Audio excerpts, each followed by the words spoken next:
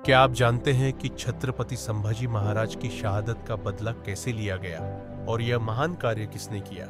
यह कहानी आपको रोमांच से भर देगी और आपके रोंगटे खड़े कर देगी। इसे जानने के लिए 2 मिनट का वक्त निकालिए और जानिए इतिहास का एक ऐसा पहलू जो आज भी दिलों में जोश भरता है। जब औरंगजेब ने छत्रपति संभाजी महाराज को 40 दिनों तक भयंकर यातनाएं दी और शहीद कर दिया, तो पूरे मराठा साम्राज्य में एक आग सी लग गई। औरंगजेब के सेनापति जुल्फिकार खान ने रायगढ़ किले पर कब्जा कर लिया और छत्रपति संभाजी की पत्नी येसुबाई और उनके छोटे बेटे को बंदी बना लिया। मगर मराठों का मनोबल टूटा नहीं। एक नए नेता के रूप में राजाराम महाराज ने मोर्चा संभाला और सभी मराठों का एक ही लक्ष्य था, औरंगजेब का विनाश।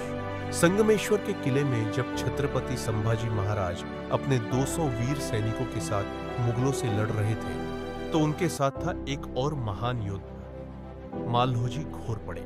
वह पूरी तरह से संकल्पित थे कि औरंगजेब को मुगलों के खात्मे का एहसास कराना है। लेकिन दुर्भाग्यवश इस जंग में मालहोजी घोरपड़े वीरगति को प्राप्त हो गए। उनका पुत्र संताजी घोरपड़े उनके खून का बदला लेने की शपथ लेकर निकला। संताजी घोरपड़े ने मराठों को फिर से एकजुट किया और धनाजी जाधव के साथ मिलकर मुगलों को कड़ी टक्कर दी। औरंगजेब ने सोचा था कि छत्रपति संभाजी की हत्या के बाद मराठों का मनोबल टूट जाएगा, लेकिन संताजी और धनाजी ने उसे गलत साबित किया। 1653 में तुलापुर की जंग में संताजी ने औरंगजेब की लाखों सैनिकों से भरी सेना को चूरमा बना दिया। औरंगजेब तब तौबा करने लगा था और उसने अपने सैनिकों से कहा, या अल्लाह, ये मराठे किस मिट्टी से बने हैं? ये ना थकते हैं, न झुकते हैं, न पीछे हटते हैं। इनसे लड़ते लड़ते कहीं हम न मिट जाएं। संताजी और धनाजी की बहादुरी से मुगलों की छावनी में तबाही मच गई और औरंगजेब भागने पर मजबूर हो गया। मराठों ने 2 सोने के कलश औरंगजेब के शिविर से लूटे और उन्हें लेकर सिंहगढ़ किले पर लौट आए। संताजी की जीतें यही नहीं रुकी। अब बारी थी उन मुगलों के खात्मे की जिन्होंने छत्रपति संभाजी महाराज की हत्या की थी। सबसे पहले जुल्फिकार खान को निशाना बनाया गया। वह वही मुगल सरदार था जिसने संभाजी की पत्नी और बेटे को बंदी बना लिया था। संताजी ने उसे पूरी तरह से हराया और मुगलों के खजाने, घोड़ों और हाथियों को लूट लिया। उसके बाद मुकर्रम खान था जिसने छत्रपति संभाजी महाराज को धोखे से पकड़ा था। दिसंबर 1679 में संताजी ने मुकर्रम खान की 50,000 सैनिकों से भरी सेना को चारों ओर से घेर लिया।